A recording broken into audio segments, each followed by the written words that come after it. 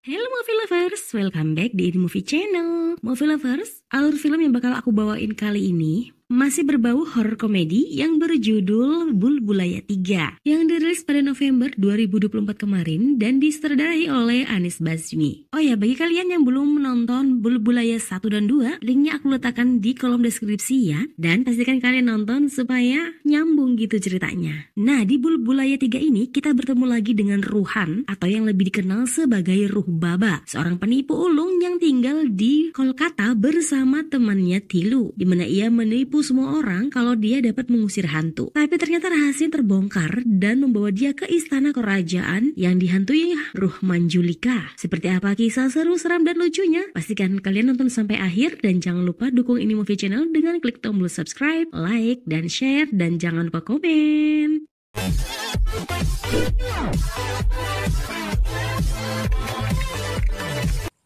Film ini dibuka dengan adanya seseorang yang sedang menari. Namun tiba-tiba seorang raja bersama beberapa pengawalnya masuk dan kemudian menampar orang itu dan menyeretnya. Dengan perintah raja, orang tersebut kemudian dibakar hidup-hidup, namun ruhnya pun kemudian bangkit untuk membalaskan dendamnya.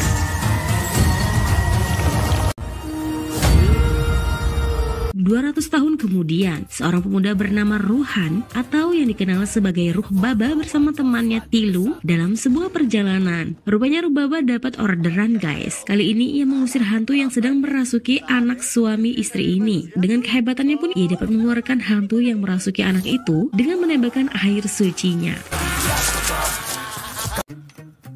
Mom? Dad? Setelah sadar, anak laki-laki itu pun kemudian berterima kasih pada Ruh Baba sambil mengedipkan matanya. Yang artinya ternyata anak laki-laki ini adalah teman Ruh Baba sendiri. Ternyata semua ini adalah rencana mereka bertiga untuk membohongi kedua orang tua si anak ini yang bernama Pintu. Jadi sebelumnya Pintu dan teman-temannya berpesta, namun ternyata terjadi kebakaran. Untuk menghindari kemarahan orang tuanya, akhirnya ia pun pura-pura kesurupan dan Ruh Baba lah yang akan mengusir hantu itu. Karena keberuntungan Ruhan ini, akhirnya dia pun menipu banyak orang guys untuk keuntungannya sendiri. Seperti dia berkata pada kliennya kalau kalung yang dipakainya itu membawa sial, padahal itu agar kalungnya diberikan kepadanya. Begitulah Ruhan menipu semua orang guys. Ia menggunakan nama besarnya Ruh Baba. Tapi suatu hari, Ruhan dan temannya mendapatkan orderan dari seorang laki-laki. Dia bilang keponakannya bernama Mira, putri dari saudara iparnya, meninggal tahun lalu dan arwahnya masih berkeliaran. Ia ingin berbicara dengan Mira. Dengan berpura-pura, Ruhan pun mencoba memanggil hantu Mira. Sementara itu Tilu tidak mendapatkan switchboardnya guys. Tapi tiba-tiba lampu berkedip. Tilu berkata pada Ruhan kalau yang melakukannya bukan dia. Saat lampu mati, Mira pun datang. Sementara Ruhan mulai ketakutan dan Tilu pingsan. Namun tiba-tiba Mira tertawa dan lampu pun hidup kembali. Mira bilang pada pamannya kalau dia benar, pria ini penipu. Ternyata Mira dan pamannya sengaja membuat Ruhan ketakutan dan merekamnya. Tapi mereka tidak akan menyebarkan video itu jika Ruhan mau ikut mereka ke kerajaan Rekshad. Mereka akan tetap menggunakan jasa babanya. Awalnya Ruhan tidak mau, tapi paman mengancam akan menyebarkan video itu. Mira juga berkata kalau mereka akan memberikan 10 juta kepada Ruhan. Ruhan pun langsung setuju dan mereka pun akhirnya pergi dengan kereta api. Ruhan bertanya-tanya apakah mereka benar-benar dari keluarga kerajaan, karena sebelumnya ia mengira akan naik pesawat tapi malah naik kereta api. Paman Mira pun berkata kalau mereka suka hidup sederhana dan tidak suka membedakan mereka dengan rakyat biasa. Saat mereka sampai, Ruhan masih heran karena orang-orang desa menatapnya terus. Ditambah lagi saat sampai di istana, Ruhan kaget karena raja tidak tinggal di istana melainkan di kandang sapi. Mira berkata bahwa di istana mereka ada hantu Manjulika. Jadi tidak ada yang tinggal di sana karena takut dan pindah ke kandang ternak. Ruhan benar-benar dibuat pusing dengan keadaan keluarga kerajaan yang super miskin ini guys. Gimana tidak? Ia melihat mereka menggunakan odol yang sudah habis, masih dipencet-pencet agar isinya tetap keluar. Makanan di sana pun sangat limit guys. Ruhan kemudian bertanya pada Mira, jika kalian semua semiskin ini, lalu bagaimana mereka akan membayarnya? Mira menjawab, kau akan tahu jawabannya malam ini. Dan malam harinya, Ruhan dan Mira bertemu dengan pendeta istana. Pendeta istana berkata kalau leluhurnya telah lama menunggu kedatangan Ruhan. Ruhan masih merasa bingung. Pendeta kemudian membawa Ruhan masuk ke istana. Di sana Ruhan melihat beberapa keganjalan, hingga pendeta kemudian memperlihatkan foto Pangeran Debendranath yang sangat mirip sekali dengan dengan Ruhan. Ternyata Ruhan adalah reinkarnasi dari Debendranath. Pendeta pun menceritakan sedikit kisah tentang Pangeran Debendranath dan adiknya Manjulika. Putri Manjulika adalah anak satu-satunya raja, seorang penari luar biasa dan prajurit terbaik. Dia yakin kalau dia yang akan menjadi penguasa selanjutnya. Tapi kemudian raja memiliki seorang putra dari salah satu selirnya dan raja sangat menyayanginya. Tapi ketika saatnya tiba untuk memilih, raja memilih Debendranath sebagai pewarisnya. Dan malam itu Manjulika secara brutal membunuh adiknya. Selanjutnya raja membakarnya hidup-hidup. Tapi kemudian Manjulika kembali untuk membalaskan dendamnya.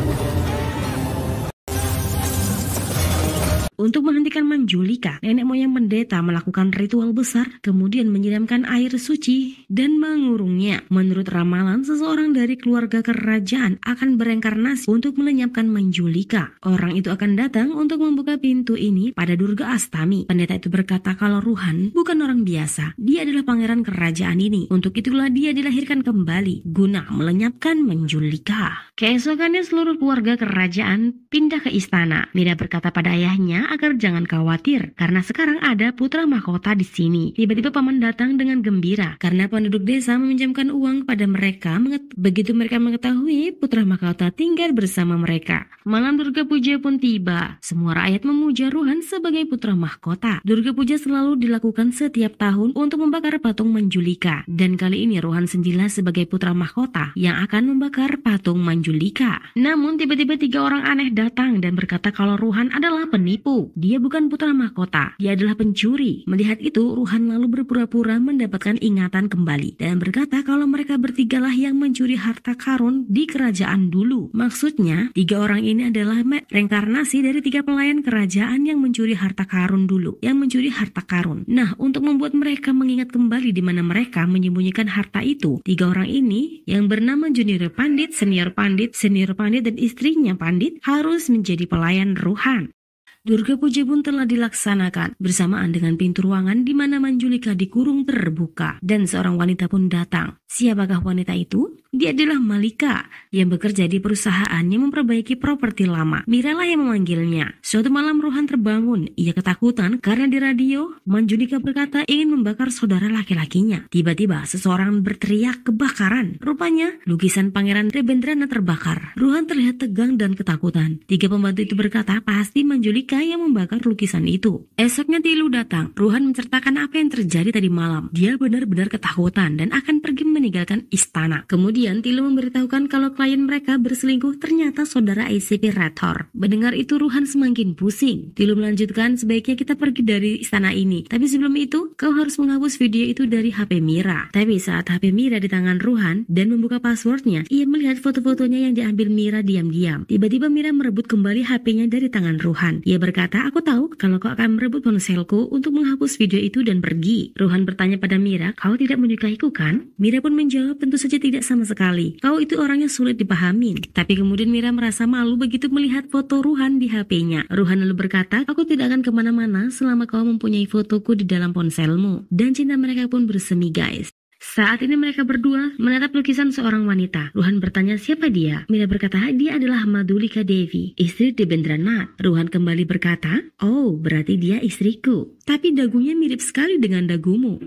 Mira lalu menimpalnya. Tapi tiba-tiba lampu mati. Mira tersanung gembok pintu kamar Manjulika. Tiba-tiba pintu kamar Manjulika terbuka dan terdengar suara amarah dari dalam menyuruh mereka untuk pergi. Ia berkata kalau kalian akan mati. Ruhan dan Mira pun lari terbirit-birit guys. Namun mereka bertemu dengan Malika dan membawa Ruhan masuk ke dalam kamar Manjulika. Suara itu kembali menyuruh mereka untuk pergi. Tapi Malika malah menamparnya. Ternyata itu adalah suara istri pelayan Pandit Senior. Rupanya selama ini yang menakut-nakuti semua orang adalah mereka bertiga.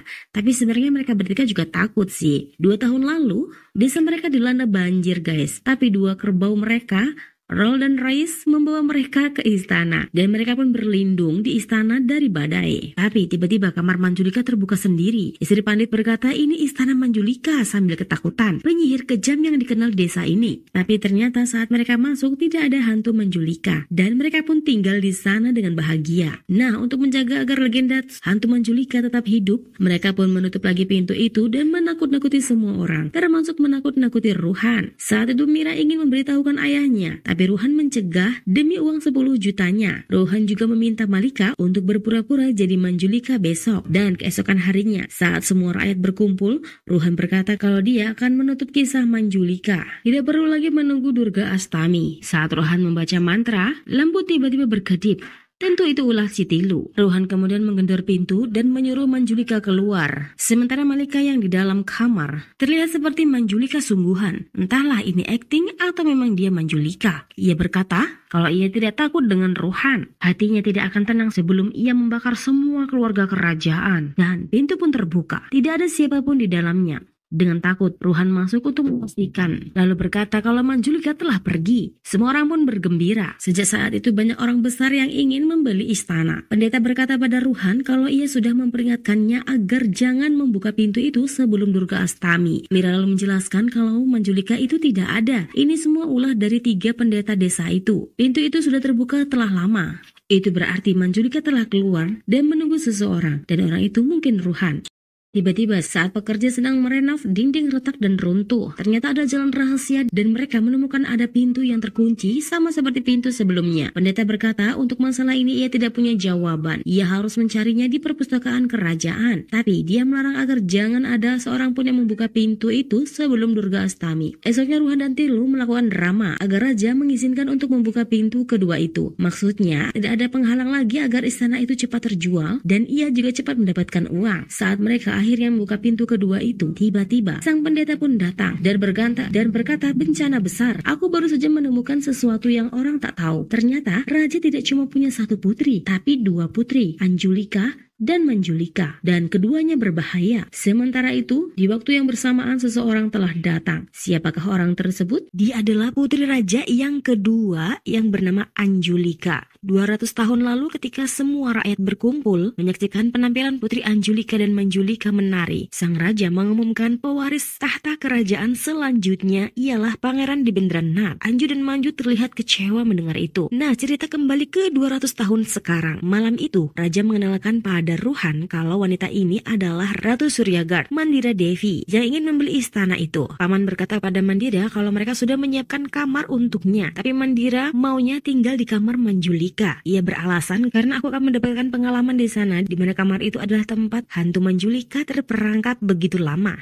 Namun saat ia berada di kamar Manjulika, tiba-tiba Malika muncul dari belakang. Tanpa bicara, mereka pun saling mencekik hingga membuat banyak burung gagak mati di istana. Pendeta berkata, ini adalah awal kehancuran. Aku sudah bilang agar jangan membuka pintu yang kedua itu. Raja berkata pada pendeta bahwa orang-orang banyak yang ingin membeli istana. Jika mereka tahu tentang hal ini, semua akan berantakan. Pendeta pun kemudian berkata, sekarang yang dapat menolong kalian hanya Ruhan. Ruhan pun menyahut, bagaimana caraku membunuhnya? Pendeta melanjutkan, kau akan membunuhnya seperti Manjulika menemui ajalnya di kehidupan sebelumnya dengan membakarnya. Tapi kita tidak akan mengubah tubuhnya menjadi abu, tapi jiwanya. Pendeta akan melakukan ritual besar seperti nenek moyangnya dulu dan membuat minyak suci dari api suci yang akan digunakan untuk mengakhiri kisah Manjulika. Tapi untuk sementara itu kalian semua harus berhati-hati karena Manjulika telah bebas dan sekarang mungkin sedang melihat kita semua.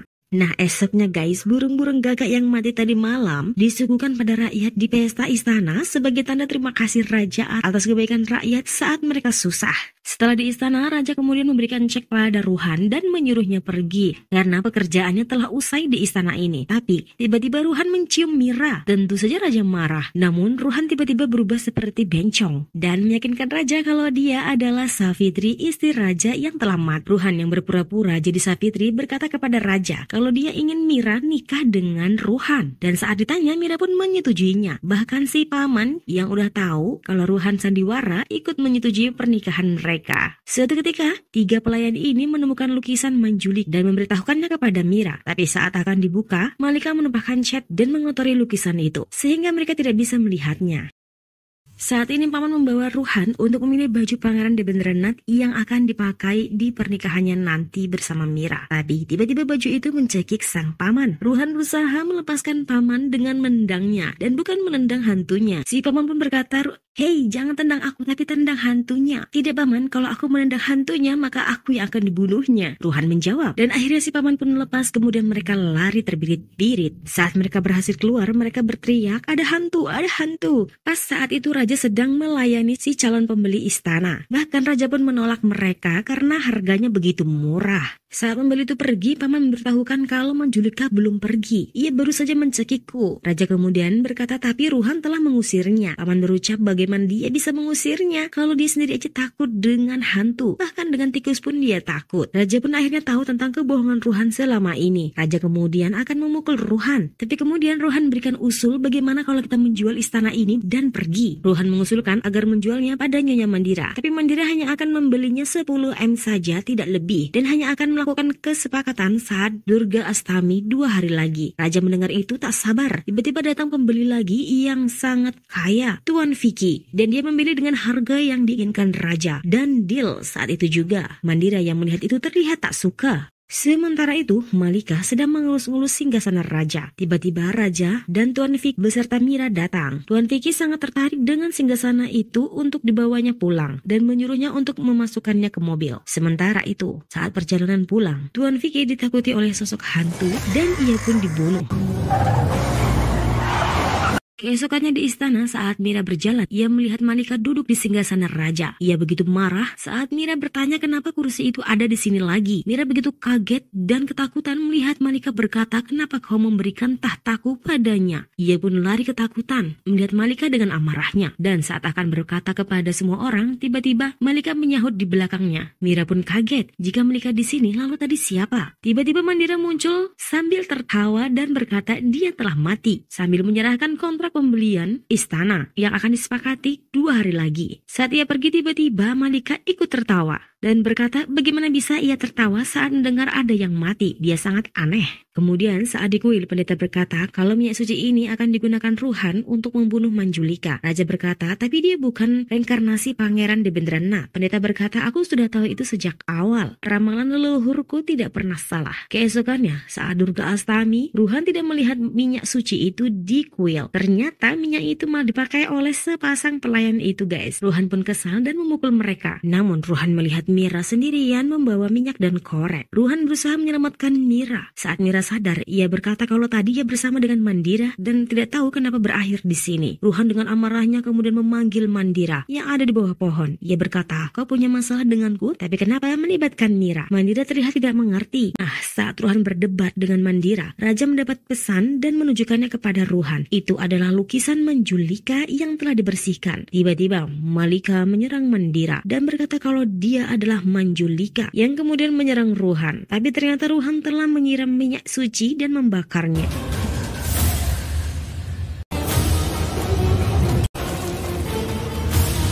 Ruhan kemudian mendekati Mandira dan bertanya apakah dia tidak kenapa-napa. Mandira pun bangun dengan wajah seramnya dan berkata kalau Ruhan telah salah membakar saudaranya karena dialah sebenarnya Manjulika. Sang pendeta pun datang, tapi ia tidak ada gunanya. Ia pun kalah. Belum apa-apa ia sudah terpental. Kemudian Ruhan membangunkan Malika yang pingsan. Saat Ruhan kembali akan membakar Mandira, Malika menghentikannya. Kalau sekarang aku ingat semua saat aku terbakar tadi, baik aku ataupun dia adalah hantu. Malika berkata pada Mandira, sudah waktunya untuk mengungkapkan yang sebenarnya pada semua orang. Dan tiba-tiba keluarlah sosok hantu dari tubuh Mandira. Dia adalah Pangeran Debendranath. Cerita kembali 200 tahun lalu saat Manju dan Anju berniat akan membunuh Debendranath. Tapi langkah mereka terhenti begitu mendengar Pangeran Debendranath bernyanyi di depan kaca. Awalnya Pangeran tidak mengakui kalau dia suka menari dan bernyanyi. Tapi karena kakak-kakaknya berjanji tidak akan memberitahukan siapapun, ia pun mengakuinya. Ia juga bilang kalau sebenarnya dia tidak mau jadi raja. Anjulika dan Manjulika kemudian menyuruh adik laki-lakinya ini menari lagi. Tapi diam-diam Manjulika memberitahukan sang raja. Dan raja murka kemudian membakar hidup-hidup Pangeran Debendranath. Tapi untuk kematian Pangeran, raja akan memberitahukan kepada rakyatnya bahwa Manjulika lah yang akan jadi penyebab kematiannya. Manjulika dan Anjulika kemudian diasingkan oleh raja.